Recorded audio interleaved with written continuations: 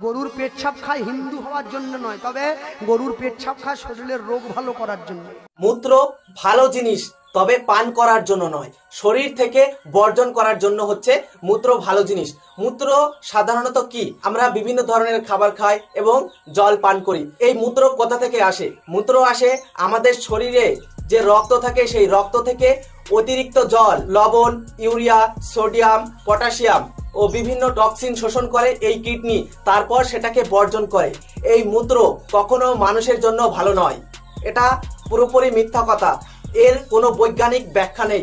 অনেকে এটাকে দাবি করে থাকে এটা শরীরের রোগ প্রতিরোধ ক্ষমতা বাড়ায়, কিন্তু আসলে এই মূত্র যারা বেশি বেশি পান করে তাদের পরিপাক তন্ত্রের সমস্যা হতে পারে, কিডনির সমস্যা হতে পারে, বমি ভাব হতে পারে, ডায়রিয়া হতে পারে, একাধিক সমস্যা হতে পারে।